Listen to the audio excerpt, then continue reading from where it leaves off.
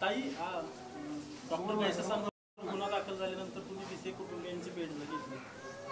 Doctor घायसासांवर गुन्हा दाखल झाल्यानंतर विसे कुटुंबियांची तुम्ही भेट घेतली. तनिषा विसे यांच्या मृत्यू प्रकरणी ज्या डॉक्टरांनी हलगर्जीपणा केला त्यांच्यावरती आज अलंकार पोलीस चौकीमध्ये भारतीय न्याय संहिता 104(1) अंतर्गत गुन्हा नोंद झाला. 7 तारखेला मी आपल्या सगळ्यांशी संवाद साधला होता आणि याच ठिकाणी मी आपल्याशी संवाद साधत असताना सांगितलं होतं की ज्या पद्धतीने तनिषा विसे यांचा मृत्यू झाला आणि केवळ एका डॉक्टरांच्या हलगर्जीपणामुळे झाला, तर यामध्ये जे कोणी दोषी असतील त्यांच्यावरती कारवाई केली जाईल. त्यानंतर पोलीस आयुक्तांच्या बैठकीमध्ये सुद्धा मी आपल्याला सांगितलं होतं. राज्य महिला आयोगाच्या वतीनं सूचना दिल्यानंतर डॉक्टर राधाकिशन पवार यांची समिती गठीत करण्यात आली. त्या समितीने जो अहवाल दिला तोही अहवाल मी आपल्यासमोर सादर केला होता. त्यानंतर धर्मादाय आयुक्त, माता मृत्यू अन्वेषण समितीचा अहवाल, हे तीनही अहवाल राज्य शासनाला माननीय मुख्यमंत्री महोदय यांच्याकडे सादर झाले होते. चौथा जो अहवाल होता खऱ्या अर्थानं पोलिसांना माहितीसाठी तो ससून रुग्णालयाचा होता. 15 तारखेलाही मी आपल्याशी पत्रकार परिषद घेऊन संवाद साधला आणि सांगितलं की ससून रुग्णालयाचा अहवाल जो आहे हा अहवाल केवळ डॉक्टर दीनानाथ मंगेशकर हॉस्पिटलच्या संदर्भातच नाही, तर तो इंदिरा रुग्णालय असेल, सूर्य असेल, मणिपाल असेल, या सगळ्या संदर्भात माहिती घेणं, CCTVचे फुटेज चेक करणं, कागदपत्र गोळा करणं, यामध्ये कोणती मेडिकल ट्रीटमेंट दिली या संदर्भातली माहिती घेणं, डॉक्टरांची माहिती घेणं, आणि या सगळ्या अनुषंगाने थोडासा उशीर होतोय. पण ससून रुग्णालयाने जो काही अहवाल देतील त्या अहवालाच्या अनुषंगाने ही संबंधित दोषींवरती कारवाई होईल. मी पहिल्या पत्रकार परिषदेपासून आत्तापर्यंत तुम्हाला सांगत आले, जे कोणी दोषी असेल त्यांच्यावरती कारवाई होईल. आणि आज एका गोष्टीचं मला समाधान वाटते की या आरोग्य व्यवस्थेमध्ये ज्यांनी हलगर्जीपणा केला त्यांच्यावरती आज गुन्हा नोंद होतोय. राज्य महिला आयोगाच्या वतीनं सातत्याने पाठपुरावा केला, पण मी विशेष धन्यवाद देईल की राज्याचे मुख्यमंत्री आदरणीय देवेंद्रजी फडणवीस साहेब, राज्याचे उपमुख्यमंत्री आणि पुण्याचे पालकमंत्री आदरणीय अजितदादा यांनी सुरुवातीपासून सांगितलं होतं की यामध्ये कारवाई केली जाईल. त्याचबरोबर पुणे पोलीस आयुक्त आणि हा अहवाल व्यवस्थितरित्या ससून रुग्णालयाने सादर केला. म्हणून खरं तर ससून रुग्णालयात आपण 2 दिवसापासून पाहत आहे की आपल्या माध्यमातूनच मला समजते वेगवेगळ्या पद्धतीच्या बातम्या दिल्या गेल्या आणि हा अहवाल वेगळ्या पद्धतीने सादर केला गेला असं सातत्याने माध्यमांमधून येत होतं.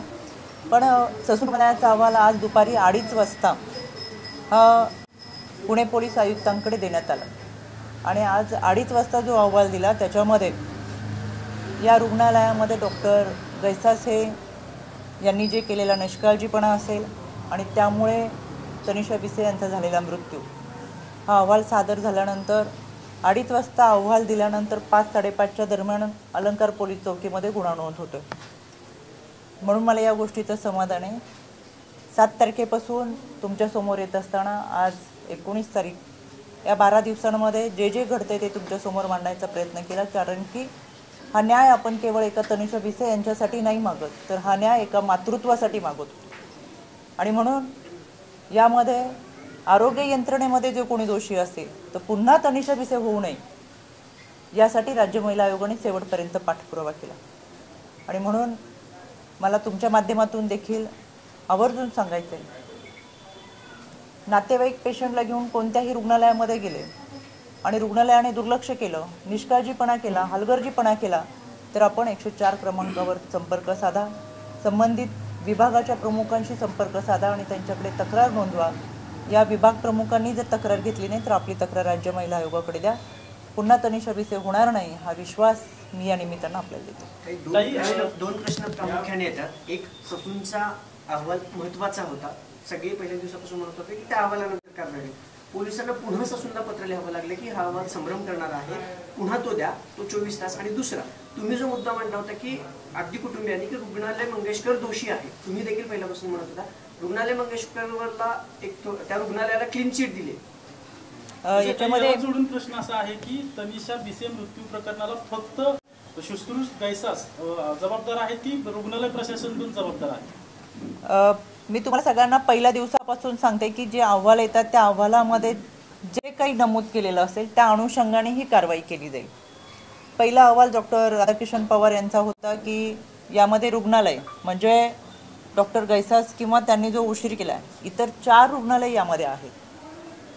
म्हणजे ही गोष्ट तुम्ही लक्षात घेण्यासारखी आहे की सुरुवातीपासून इंदिरा रुग्णालय असेल, सूर्य असेल, मणिपाल असेल आणि त्याच्याबरोबर ससूरमध्येही ते थोड्या वेळा गेले पण 15 मिनिटाचीच भेट झाली होती.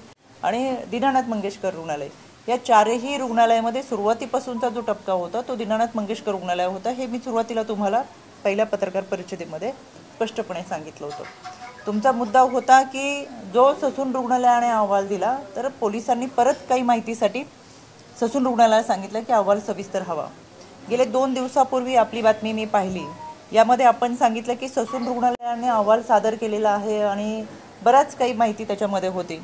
त्यावेळेस माझा आपल्याशी संपर्कसुद्धा झाला आणि मी आपल्या माहितीसाठी इतकंही सांगितलं की हा अहवाल अंतिम नाही, इतर रुग्णालयाच्या संदर्भातला. आणि जसं मी आपल्याला सांगितलं की केवळ एका रुग्णालयाच्या नाही तर 4 रुग्णालयाची माहिती या अहवालामध्ये त्यांना द्यायची होती. त्याच्यामुळे पोलिसांना तपासाच्या दृष्टिकोनातून किंवा पुढील कारवाई करण्यासाठी जे काही ससून रुग्णालयाकडून माहिती हवी होती त्या रुग्णालयाच्या अहवालामध्ये नसल्यामुळे पुणे पोलीस आयुक्तांनी ससून रुग्णालयाला सांगितलं की आम्हाला जी माहिती अपेक्षित आहे ती आपल्या अहवालामध्ये नसल्यामुळे आमचे काही 4 प्रश्न आहेत जे आपण अहवाल सादर केल्यानंतर आम्हाला 4 प्रश्न पडतात. त्या प्रश्नांच्या संदर्भात आपण सविस्तर अहवाल पाठवावा. त्याच्यामुळे मी आपल्या माहितीसाठी सांगते ससून रुग्णालयाचा जो अंतिम अहवाल सादर झाला तो आज दुपारी 2:30 वाजता सादर झाला. आणि मी हेही सांगितलं की अहवाल सादर झाल्यानंतर मी आपल्यासमोर येईल. बऱ्याच वेळा अफवांच्या माध्यमातून काही बातम्या आपल्याकडे येत असतात म्हणून मी वारंवार आपल्याला सांगत होते की जे कोणी दोषी असेल त्यांच्यावर कारवाई होईल. आणि या दरम्यान या 12 दिवसाच्या कालावधीमध्ये राज्य महिला आयोगाच्या वतीनं धर्मादाय आयुक्तांना देखील पत्र दिलं आणि पुणे असेल, पिंपरी चिंचवड या भागामधील जे काही धर्मादायी रुग्णालय आहेत त्यांनी तसा फलक लावावा. त्याच्या संदर्भातली नियमावली ही प्रथम दर्शनी द्यावी. आणि जे काही नियमावलीमध्ये आहे म्हणजे 1,85,000 उत्पन्न असेल तर 10% खाटांची उपलब्धता, 85,000 वार्षिक उत्पन्न असेल तर त्यांना आरोग्य सुविधा देत असताना 50% सवलत त्या आरोग्यांमध्ये. ह्या ज्या काही सुविधा आणि नियमावली आहे ती प्रथमदर्शनी लावावी असंही सांगितलं. त्याच्या पुढे जाऊन मी तुम्हाला सांगते राज्य महिला आयोगाने महाराष्ट्र मेडिकल काउन्सिलला पत्र लिहिलं आणि त्यांना देखील त्या पद्धतीच्या सूचना केल्यानंतर 21 तारखेला बिसे कुटुंबियांना मेडिकल काउन्सिलने हेअरिंगसाठी बोलवलेलं. त्याच्यामुळे केवळ गुन्हा नोंद होणं आपल्याला ज्या मनामध्ये संभ्रम होता, शंका होता की दबाव आहे आणि सरकार अशा पद्धतीने कोणती कारवाई करणार नाही तर खऱ्या अर्थानं आज जे कोणी दोषी आहे आणि महायुती सरकारच्या माध्यमातून या सगळ्यांमध्ये दोषींवरती कारवाई होतीये हा अतिशय चांगल्या पद्धतीने सकारात्मक संदेश हा महाराष्ट्रामध्ये गेलेला आहे. म्हणून मला आवर्जून तुम्हाला सांगायचं आहे की या सगळ्या यंत्रणेमध्ये पॅरलरमध्ये आता काम होते. त्याच्यामध्ये 21 तारखेला जी होईल ती महाराष्ट्र मेडिकल काउन्सिलची हेअरिंग यांच्याबरोबर होईल. त्याच्यामध्ये त्यांना बऱ्याचशा गोष्टी आणि पुरावे सादर करता येतील. त्यांच्याकडे बऱ्याच अजून काही गोष्टी आहेत. मी आता बिसे कुटुंबियांची भेट घेतली त्याच्यामध्येही त्यांनी बऱ्याचशा गोष्टी माझ्या समोर मांडलेल्या आहेत त्या देखील मांडता येतील. धर्मादाय आयुक्तांच्या संदर्भात सुद्धा पुढची जी माहिती येईल त्याच्यामध्ये बिसे कुटुंबियांकडे अजून काही माहिती असेल तर ती त्याच्यामध्ये सादर केली जाईल. आणि म्हणून मला तुम्हाला सांगायचं आहे हा जो भाग होता यामध्ये पोलिसांच्या माध्यमातून झालेली त्या व्यक्तीवरची कारवाई ही BNS अंतर्गत 106(1) नुसार झालेला गुन्हा हा दाखल होतो. याच्या अनुषंगाने हलगर्जीपणा केल्यामुळे एखाद्या व्यक्तीचा मृत्यू झाल्यानंतर हा गुन्हा दाखल होतो. आणि त्याच्यामुळे मला असं वाटतं आता धर्मादाय आयुक्ताच्या माध्यमातून सुद्धा कारवाईच्या म्हणजे पुढे जे काही नोटीस जायचं किंवा माहिती घेणं, इतर रुग्णालयाच्या संदर्भातली माहिती घेणं आणि त्याचबरोबर महाराष्ट्र मेडिकल काउन्सिलिंगच्या माध्यमातून सुद्धा आता पहिली हेअरिंग लागल्यानंतर आपल्या समोर येईलच की अनुषंगाने काय विषय झालेत. त्याच्यामुळे मला असं वाटतं की सुरुवातीपासून सांगत आलो होतं की दोषींवरती कारवाई होईल. आज त्या गोष्टीचं मी समाधान व्यक्त करते. राज्य महिला आयोगाचे अध्यक्ष अनाथाने मला शेवटपर्यंत पाठपुरावा करत यामधील दोषींवरती गुन्हा नोंद होऊन कारवाई होईल आणि खऱ्या अर्थानं चार्जशीट ज्यावेळेस कोर्टात सादर होईल त्यावेळेस देखील अनेक गोष्टी आपल्या समोर येतील. काही मेडिकल नेग्लिजन्सचा गुन्हा जो आहे तो 1061च्या अंतर्गत दाखल झाला. त्याच्या आधी वैद्यकीय समिती ससूनच्या वैद्यकीय समितीने जो पोलीस आयुक्तांना अहवाल दिला त्याच्यात काहीशा संभ्रम अवस्था निर्माण होती असं पोलिसांकडनं सांगितलं. त्याच्यामुळे इतर हॉस्पिटलच्या संदर्भात देखील अभिप्राय कळवावा असं पत्र या वैद्यकीय समितीला दिलेलं आहे. आज जो अहवाल आलाय त्याच्याबाबत काही या अहवालात नमूद आहे का? म्हणजे इतर 3 हॉस्पिटलबद्दल काही या अहवालात आहे? अक्षयजी मी आता परत एकदा सांगते, यापूर्वी सांगितलं की ससून रुग्णालयाने पोलीस आयुक्तांना जी काही माहिती दिली होती अहवालामध्ये, तर त्याच्यामध्ये इतर रुग्णालयांच्या माहितीसह पोलिसांना तपासासाठी जी महत्त्वाची माहिती हवी होती ती बरीचशी माहिती या अहवालामध्ये नसल्यामुळे पोलिसांना जी अपेक्षित माहिती होती किंवा अजून काही माहिती हवी असेल तर त्याच्या संदर्भातले काही प्रश्नावली पोलिसांनी तयार करून ती ससून रुग्णालयाकडे पाठवून त्यांना विचारलं की आमचे काही प्रश्न आहेत आमच्या मनामध्ये, ज्या अनुषंगाने आम्हाला तपास करताना काही मर्यादा येत असतील तर आपल्याकडे ही माहिती आपण उपलब्ध करून द्यावी. म्हणून हा अंतिम अहवाल आज सादर झाला. याच्यामध्ये संभ्रम असा नाही म्हणता येणार, पण काही माहिती अपुरी होती. तर त्या संदर्भात पुणे पोलीस आयुक्तांनी ससून रुग्णालयाला सांगितल्यानंतर त्यांनी 1 दिवसाचा कालावधी घेऊन पोलिसांना हवी असलेली माहिती जी तपासाच्या अनुषंगाने गरजेची होती, कारण की मी यापूर्वी आपल्याला सांगितलं केवळ गुन्हा नोंद करणं हा उद्देश नव्हता, तर गुन्हा कोणत्या आधारावरती आपण नोंद करतोय त्याची सविस्तर माहिती आणि कोर्टात जाईपर्यंत खरं तर पुरावे सादर व्हावे लागतात. कोर्टात केस टिकणं महत्त्वाचं असतं. तुमच्याकडे पुरावे असतील आणि खऱ्या अर्थी संपूर्ण माहिती हातात असेल तर आपण कायद्याच्या चौकटीतून लढू शकतो. परंतु यामध्ये ना हॉस्पिटलला कुठेतरी क्लीन चिट देण्यात येते असं दिसते, कारण डॉक्टर दोषी आहे पहिल्यापासून हॉस्पिटलवर कारवाई करा ही मागणी होती सगळ्यांकडून.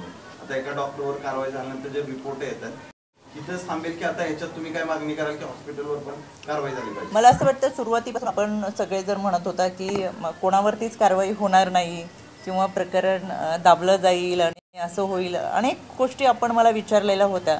कदाचित आपल्या मनामध्ये फार मोठा संभ्रम होता. मला वाटतं आज तुम्ही आमच्याबरोबर या गोष्टीचं समर्थन करायला पाहिजे, समाधान व्यक्त करायला पाहिजे की यामध्ये जे दोषी अहवालमध्ये आले त्याच्यावरती गुन्हा नोंद झाला.